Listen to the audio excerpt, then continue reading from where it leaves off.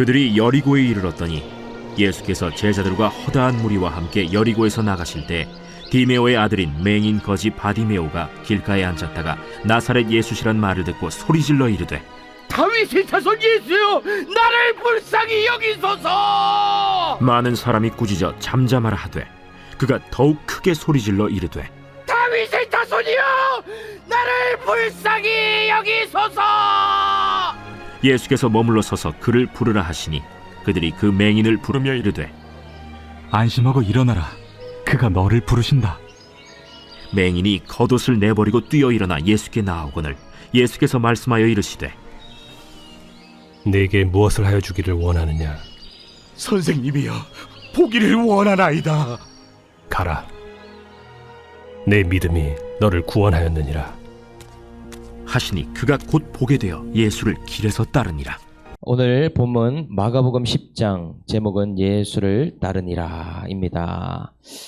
예전에 한 수업에서 자신의 호를 만드는 과제가 있었습니다. 각자 자기 인생의 주님을 만나게 된 계기나 정말 해결받을 수 없었던 인생의 고질적인 죄와 고난의 문제, 그런 것들을 재료로 삼아서 호를 만들어 보라 하는 것이죠. 저는 그래서 호를 만들었는데 제 호가 무엇이냐? 저의 호는 무의입니다. 무슨 뜻이냐? 무의는 귀가 없다, 귀머거리를 뜻하는 뜻입니다. 그래서 제 호를 아는 사람들은 무의 허지용 목사님 이렇게 부릅니다. 제 삶이 고등학교 때 친구랑 싸울 때 피해받았다라고 부르짖으며 한 대 때렸는데 친구 고막이 터지는 사건이 있었죠. 정말 가해자의 인생이 아니었습니까? 그리고 딱 7년 후에 저의 귀가 터지는 사건이 찾아오게 되었더라. 주님 앞에 영적으로 귀머거리의 삶을 살고 있으니 육신의 귀를 무너뜨려 주셔서 회개하고 주님을 만나게 되었다. 이렇게 제 인생의 스토리를 말할 수 있습니다. 오늘 본문의 주인공도 호를 붙인다면 무아니다라고 말할 수 있겠습니다. 소경인 상태에서 예수님을 인생 중에 만나게 된 한 사람의 모델. 그렇다면 어떠한 자가 예수님을 만나게 되고 이 오늘 구속사의 주인공의 특징이 무엇일까 한번 나눠보겠습니다. 첫 번째는 자신의 여리고가 무너진 자가 예수를 만나게 된다 하는 사실이죠. 46절에 보니 그들이 여리고 이르렀더니 예수께서 제자들과 허다한 무리와 함께 여리고에서 나가실 때에 디메도의 아들인 맹인거지 바디메오가 길가에 앉았다가. 어제 예수님께서 십자가를 지시러 예루살렘으로 가시면서 여리고를 거쳐서 가십니다. 왜냐? 하나님의 구원의 시간표에 들어있는 한 사람이 있기 때문이죠. 그냥 여리고를 들리신 게 아니더라. 그렇다면 이 여리고는 어떤 도시인가요? 예루살렘 북동쪽 27km에 위치한 곳으로 천년 자원이 많이 나는 지역이었습니다. 무화과나 바나나, 유황, 소금, 역청 등 다양한 자원들이 나오게 된다. 그런데 이 여리고의 치명적인 단점이 한 가지가 있는데 이 지대가 특이하여서 산이 아니라 낮은 지대를 이렇게 갖고 있습니다. 외세의 침략에 굉장히 약한 도시로 알려져 있더라.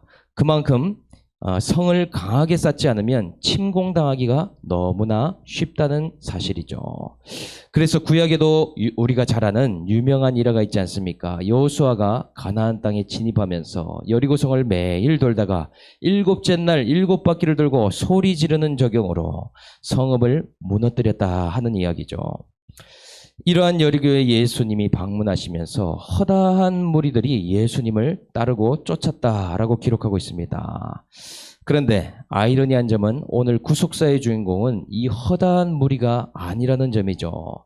수많은 사람이 자기의 인생에 어떤 문제로 예수를 만나고자 하지만 예수를 따라가는 것 같이 보이지만 다 만나는 것이 아니더라. 오늘 누가 주님을 만납니까? 여리고성과 같이 무너지지 않아야 할 자신의 육체가 무너진 바디메오라는 사람이 주님을 만나게 되더라. 이 바디메오는 디메오의 아들이라는 뜻인데 또 디메오라는 이름의 뜻을 찾아보니 불결한 자라는 의미입니다. 거룩하지 못하고 순결하지 못한 사람의 아들. 이름부터가 거룩과는 거리가 멀고 죄악에 더 가까운 이름이 아닙니까? 바디메오는 인생에서 거룩이 없었기에 무너지지 말아야 할 여리고가 두 가지나 무너졌음을 알 수 있습니다. 한 가지는 건강인데 눈이 안 보이는 것이고, 또 다른 한 가지는 물질이 무너지면서 평생 거지로 살아갈 수밖에 없는 인생이다. 한 가지만 무너져도 힘든데 두 가지가 무너졌으니 이중 삼중고라고 할 수 있지 않겠습니까? 물질이 만약 없을 때에는 육신이라도 건강하면 돈을 벌 수 있는 것이죠. 반대로 만약 건강이 없을 때 물질이라도 있다면 명의를 찾아가고 약과 치료를 좀 받을 수 있지 않겠습니까? 그런데 바디메오에게는 둘 다 없으니 그 어떤 다른 방도가 없더라. 얼마나 힘들겠습니까? 그런데 우리는 이것을 뭐라고 하느냐? 절대치의 고난이다. 예수를 만나는 고난이다. 이 바디메오는 한 가지만 가지고는 자기 힘으로 더 해보려고 할 것이기에 주님을 만나기 어렵다는 것이죠. 그러니 두 가지가 허락됐더라. 그래서 그는 어디에 앉았다고 기록하고 있습니까? 길가에 앉아 있었다. 바디메오의 삶이 힘들었던 이유는 그는 사람들에게 불결한 자로 취급받으면서 그러면서도 결코 그곳을 떠날 수가 없었다는 점입니다. 저주의 눈총과 무시를 당하면서도 그럼에도 구걸할 수밖에 없는 사면초가의 현실이더라. 너무 싫지만 떠날 수는 없고 먹고 살기 위해서는 구걸하며 무시당하며 붙어 있어야만 하는 곳, 그런 곳이 길가였다. 실제로도 그때 많은 사람들이 맹인은 죄로 인해 저주받은 자로 생각했습니다. 이 바디메오라는 이름 또한 사람들이 붙여준 이름일 가능성이 크더라. 요한복음 8장에도 날 때부터 맹인이 있으니 예수님께 질문하지 않습니까? 이것이 부모의 죄로 인한 것입니까? 자기 죄로 인한 것입니까? 묻는 장면이 나오죠. 그냥은 이런 저주가 생기지 않는데 그 원인과 이유가 누구의 죄 때문으로 생긴 것이냐 묻는다는 것입니다. 그런데 예수님은 그 결과를 죄에서 원인을 찾으시지 않으셨죠. 누구는 죄인이고 누구는 죄인이 아닌 것이 아니라 모두가 죄인인데 하나님이 하시는 일, 구원을 나타내고자 그 사람이 맹인되었다라고 이야기를 하십니다. 사람은 죄의 결과로 생각하지만 그 모든 저주와 고난도 구원의 환경이라는 것을 깨달아야 한다는 것이죠. 예수 믿기에 가장 좋은 환경을 우리에게 주셨더라. 오늘 저와 여러분의 인생에도 길가가 있습니다. 인생의 목적이 거룩이 아니고 예수와 상관이 없는 인생을 살아가기에 무너진 여리고와 같은 절대치의 고난이 찾아온다. 건강 문제, 물질 문제, 자녀 문제, 배우자, 직장, 해결되지 않는 소송과 재판, 너무나도 다양한 여리고가 무너지는 환경을 주신다. 여러분, 그 자리가 어디입니까? 그것이 바로 나의 길가의 자리라는 사실을 알아야 됩니다. 예수님은 인생의 고난길에 지나가시는데 우리의 절대 고난의 길목에 찾아오신다는 사실이죠. 그것은 내가 힘써도 해결이 안 되는 문제입니다. 물질이 안 돼서, 관계가 안 돼서, 건강이 안 돼서 각각의 문제가 있어서 주님을 찾을 수 있는 최고의 환경이다. 그런 고난의 토양에서 성령께서 효과적으로 역사해 주시더라. 어떤 상태가 되도록 역사하시는가? 47절에 보니 나사렛 예수시란 말을 듣고 소리질러 이르되 다윗의 자손 예수여 나를 불쌍히 여기소서 하거늘. 이런 상황에서 무엇이 들렸다고 하는가? 내 여리고가 무너진 절대치의 고난에서 예수님에 대한 이야기가 들리더라는 것이죠. 절대치 고난이 왔을 때 특징이 무엇이냐? 말씀이 들리는 기적이 일어난다는 것입니다. 그때에 사람의 귀가 열리는데 특히 영의 귀가 가장 크고 활짝 열리는 것을 알 수 있습니다. 왜 예수라는 이름이 크게 들렸겠습니까? 지금까지 바디메오가 길가에서 얼마나 도움을 많이 요청했겠습니까? 또 구걸은 얼마나 많이 했겠습니까?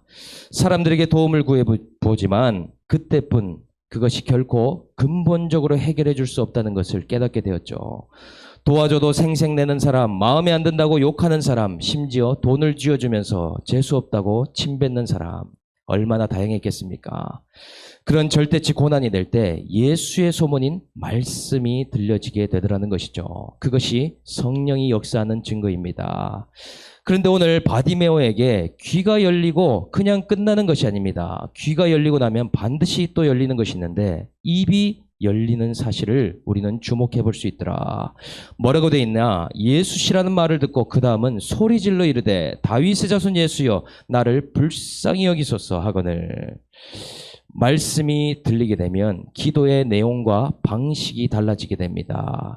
영의 귀가 열려야 영의 입이 열리기 시작하더라는 것이죠. 예수님이 곧 말씀이시기 때문에 말씀이 역사하게 될 때 내 속에 애통함이 올라오게 되고 방언이 터지게 되며 말할 수 없는 탄식이 내 심령에 오게 되더라. 귀가 열리지 않는 상태에서 말씀 없이 기도하면 깊게 오래 할 수 없을 뿐더러 신문지같이 잘 타는 것 같다가도 금세 불이 꺼집니다. 말씀이 들릴 때 다윗의 자손 예수여 하듯이 기도의 대상자가 명확하게 보이고 그 예수 앞에 서게 되더라는 것이죠. 또한 내 죄가 보이게 되면서 내 죄 때문에 이 세상에서 내가 가장 불쌍한 사람임을, 은혜가 필요한 사람임을 보게 되면서 애통하게 되더라. 그 결과가 무엇입니까? 주님 나를 불쌍히 여겨달라는 회개의 고백이더라. 또 주님께만 아니라 공동체 고백도 마찬가지입니다. 믿음이 들음에서 나는데 말씀 들은 것이 자기의 고백으로 반드시 나오게 된다. 말씀이 잘 들리면 자기 고백을 하고 싶어집니다. 말씀 들린 자가 간증을 할 수밖에 없더라는 것이죠. 오늘따라 이상하게 내 말씀같이 들려서 성품대로라면 부끄러워서 단톡방에 올리지도 않는데 자꾸만 올려야 될 것 같은 그런 마음을 하나님이 주신다는 겁니다. 성품이 이기냐 믿음이 이기냐 그 입이 열려서 터져 나오는가를 보면 알 수 있게 된다. 그러한 일들은 부탁해서 되는 일이 아니라 자연스러운 현상처럼 일어나게 되고 말씀이 들리는 것이 먼저이더라라는 사실이죠. 바디메오는 지금까지 영육간의 눈이 멀었기 때문에 사람들이 두려우면서도 그들에게 나의 고생을 좀 알아달라고 부르짖었습니다. 자기 연민을 남들에게도 연민해 주기를 바라더라라는 사실이죠. 내 모습을 보고 나를 좀 불쌍히 여겨달라고 외치고 살지 않았습니까? 그런데 이런 바디메오가 오늘 귀가 열리면서 입술이 열리면서 주님 앞에 나아가게 된다. 여러분 오늘 절대치 고난에서 말씀이 들려지고 여러분의 입술이 회개로 열려지는 그런 기적의 역사가 있기를 주님의 이름으로 축복합니다. 두 번째, 사람을 뛰어넘는 믿음으로 주님께 주목할 때 예수를 만나게 됩니다. 48절에 보니 많은 사람이 꾸짖어 잠잠하라 하되 그가 더욱 크게 소리질러 이르되 다윗의 자손이여 나를 불쌍히 여기소서 하는지라. 참 신기하죠. 이 허다한 무리가 예수를 따르고 쫓아가는 자들인데 그럼에도 그 안에서도 바디메오를 꾸짖고 정죄하는 일이 일어나고 있습니다. 예수를 따르는 무리라고 하면 오늘날로 교회라고 할 수 있죠.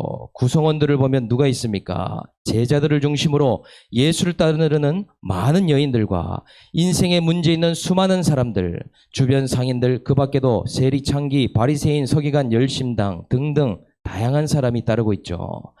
이 중에서 상당수 많은 사람이 이 바디메오에 대해서 탐탁지 않게 생각한 것 같습니다. 죄 많고 저주받은 인생인데 감히 여기가 어느 안전이라고 예수님께 부르짖으며 소리를 내냐 하는 것이죠.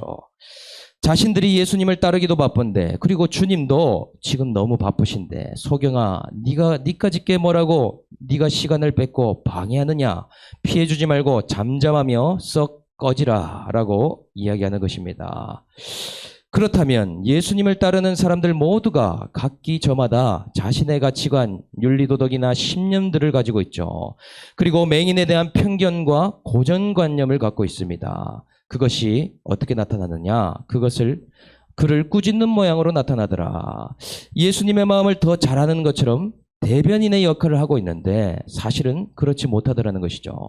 그 모습이 이 무리에 피해를 주거나 방해하거나 좋게 보이지 않으면 정죄하고 꾸짖었다 기록합니다. 여러분 그렇다면 이 맹인이 꾸지람을 당할 때 어떻게 반응해야 되겠습니까? 한 사람도 아니고 다수가 저렇다고 하니 좀 잠잠히 있어야 되겠다 생각할 수 있죠. 그런데 오늘 이 바디메오가 좀 이상합니다. 아마 예전 같았으면 바디메오는 잠잠히 하면서 뒤로 물러갔을 것이라는 것이죠. 바디메오는 지금까지 저 사람이 도와줄까 안 도와줄까 사람의 반응을 살피면서 먹고 산 사람이 아닙니까? 욕을 많이 들었기 때문에 욕을 최대한 덜 먹고 사람들에게 피해 끼치지 않는 것이 이 거지 바디메오의 생존 방식이 아니었냐는 것이죠. 여러 가지 어려움과 두려움을 피해서 산 것이 지금 바디메오가 가진 성품과 기질과 그러한 모습이 되어버렸습니다. 그래서 최대한 사람들의 발에는 채이지 않게 길목은 막지 않고 피해서 구걸하자. 큰 잔치나 장이 열려 사람들이 많이 몰릴 때는 비켜주는 것이 자동반사처럼 나오는 사람이었습니다. 사람을 뛰어넘지 못하고 특히 부정적인 반응이라면 가장 취약한 사람이 바디메오였다는 사실이죠. 그런데 오늘 바디메오의 믿음이 무엇으로 나타나고 있습니까? 그 정도 꾸지람 들었으면 이제 조용해야 되는데 그 정도 많은 사람들이 그렇게 요구한다면 잠잠해야 되는데 더 크게 소리를 지르고 있다는 이상한 사실이죠. 바디메오가 실성을 했을까요? 아니면 몇십 년 인생이 너무 고달파서 분이 터진 것일까요? 많은 사람들이 보기에 맹인이면 맹인처럼 굴지 이렇게 고집센 맹인은 처음이라고 생각하지 않겠습니까? 여기서도 우리는 고집과 영적인 맷집의 차이를 알 수 있죠. 둘 다 집념의 형태로 나타나는데 그 주제가 무엇인지와 성품인가 아닌가로 분별할 수 있습니다. 고집은 주제가 본질적인 것이 아닌데다가 자신이 살아온 성품대로 하는 것을 고집이라고 하죠. 그런데 영적인 맷집은 성품을 뒤집은 모습으로 나타나는 데다가 본질적인 말씀이나 구원 때문에 타협하지 않으면 그것은 맷집이 되는 것입니다. 영적인 고집이라는 것이죠.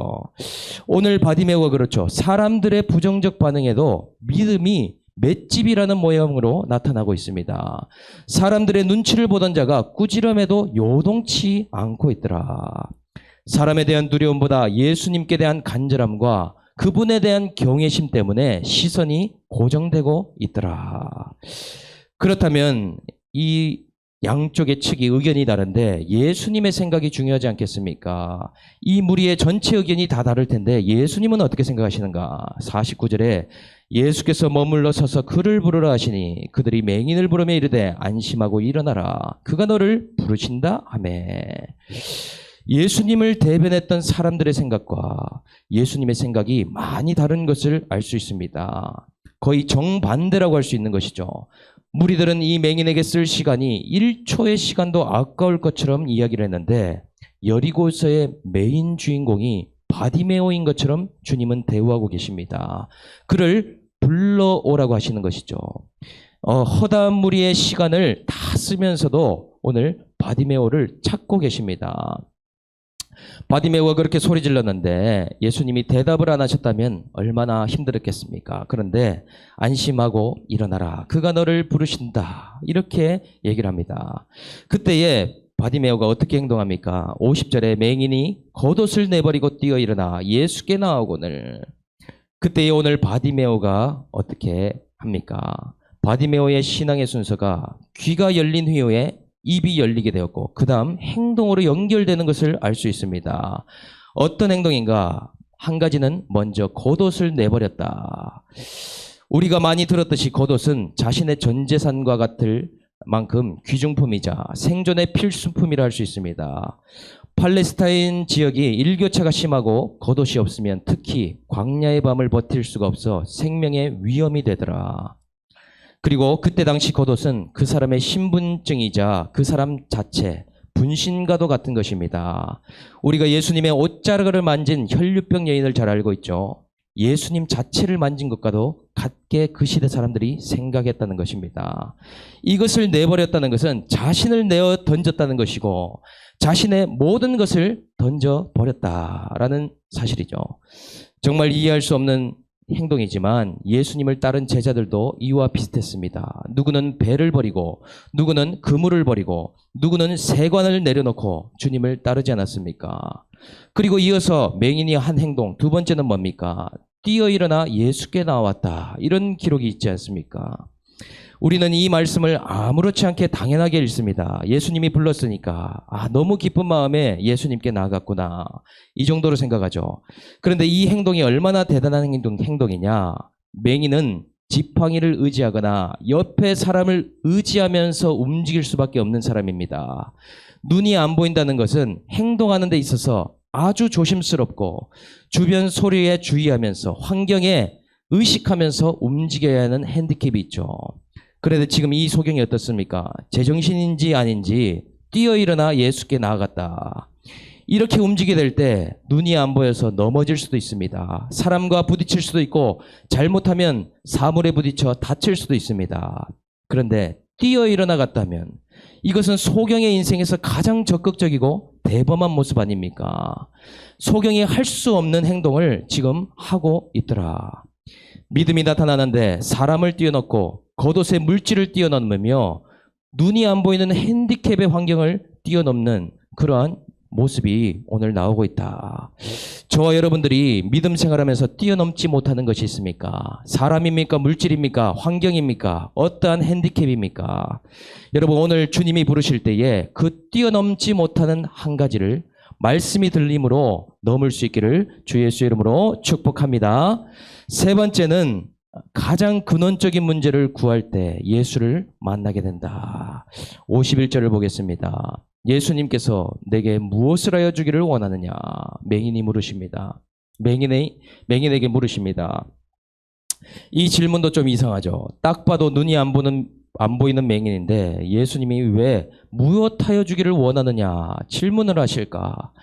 딱 봐도 거지인데 거지에게 네가 돈이 필요하냐? 네가 배가 고프지 않냐? 이런 거를 묻는 거랑 다른 것이 무엇이 있겠습니까? 그런데도 주님은 네게 무엇을 해주기를 원하냐? 몰라서 물으신 것이 아닌데 바디메오의 오늘 고백을 듣고 싶으신 것이고 그 인생의 근원적인 문제를 가지고 주님 앞에 나오기를 원하시는 것이죠. 게다가 이 성경 이야기는 단순히 육신의 눈만을 이야기한 것이 아니라 영적인 부분까지도 이야기를 하고 있는 것입니다. 실제로 맹인이 선생님 이 육신의 눈을 떠서 보기를 원하나이다. 이 말도 되지만 예수님을 모르고 살아온 고질적이고 근본적인 영적인 소경임을 고백하며 그 문제를 주님 앞에 들고 나아가고 있다라고 말할 수 있습니다. 그렇다면 여러분 다시 질문하겠습니다. 오늘 본문에서 진짜 맹인은 누구입니까? 오늘 이 이야기에서 예수님은 진짜 맹인이 누구라고 말씀하십니까? 오늘 이 바디메오는 맹인이 아니라고 얘기하십니다. 이 맹인은 자기네 맹인은 됨을 알고 뛰어넘는 믿음으로 예수 앞에 나와 회개하지 않았습니까? 오늘 예수님을 대변하는 것처럼 예수님을 가장 잘 안다고 했지만 이 꾸지람을 했던 이 많은 사람들이 맹인이라고 이야기한다는 것이죠. 고정관념과 편견으로 예수를 쫓으면서도 사람에 주목하는 사람, 자신의 맹인됨을 보지 못하고 주님께 나오지 못하는 사람, 진짜 구해야 할 것이 무엇인지 모르고 그것을 깨닫지 못하는 사람, 모든 것이 죄의 결과라고 판단 정죄에 빠진 자, 그 사람이 오늘 맹인이라고 주님은 말씀하고 있다는 사실입니다. 오늘 이 맹인에게 예수님이 마지막으로 말씀하십니다. 가라, 네 믿음이 너를 구원하였느니라. 그가 곧 보게 되어 예수를 길에서 따르니라. 맹인이 저주받던 저주의 길가가 축복의 길가가 되는 것을 볼 수 있습니다. 저 여러분들 오늘 맹인됨을 발견하고 예수님 앞에 나의 고질적인 문제를 의뢰하고 묻는 이 새벽이 되기를 주 예수의 이름으로 축원드립니다. 적용 질문 드리겠습니다. 나에게 여리고가 무너진 절대치의 고난은 무엇입니까? 일평생 영적인 맷집이 없어서 뛰어넘지 못한 것은 무엇입니까? 귀와 입, 행동, 눈, 신앙의 영적인 영역이 어디까지 열려지게 되었습니까? 내가 소경임을 깨닫고 있습니까? 오늘 말씀 생각하면서 한번 기도하겠습니다. 기도하겠습니다. 하나님 아버지, 저에게 여리고와 같이 참 많은 것을 허락해 주시고 많은 자원을 주셨음에도, 그리고 모태신앙으로 자랐어도 허다한 무리처럼 인생의 목적이 행복이었고 예수와 상관없는 인생이었습니다. 하나님 앞에 불결하고 불순한 자처럼 악과 음란을 쫓아 살았기에 육체의 여리고가 무너질 수밖에 없었습니다. 이 절대치의 고난이 제 삶의 결론이었고 예수님을 만날 길목에 앉는 그런 사건이 되었습니다. 주님, 사역자가 되었어도 말씀의 귀가 열렸다고 하고 주님을 주라고 입으로 고백하지만 나의 행동으로 넘지 못하는 것들이 있어서 예수님을 증거하지 못하고 있습니다. 나의 눈이 주님이 보시는 것을 보지 못하는 오늘 맹인임을 이 시간 고백합니다. 하나님 아버지, 이 고백을 통하여서 하나님 우리들을 불쌍히 여겨주시고 오늘 제가 보기를 원하나이다, 이 바디메오의 고백이 우리의 고백, 우리 공동체의 고백이 될 수 있도록 은혜 베풀어 주시옵소서. 하나님, 그리하여서 말씀이 아닌 아집과 고집은 내려놓고 이제는 영적인 맷집, 주님을 주목하며 말씀을 고수하는 믿음의 한 사람으로 각자의 자리에 서 있을 수 있도록 축복하여 주시옵소서. 하나님, 그리하여 우리가 앉은 그 길가가 축복의 길가가 되어서 하나님, 눈먼 자들에게 주 예수 그리스도를 증거할 수 있는 한 사람으로 설 수 있도록 인도하여 주시옵소서. 감사를 드리며 우리를 권하신 예수님의 이름으로 기도드립니다. 아멘.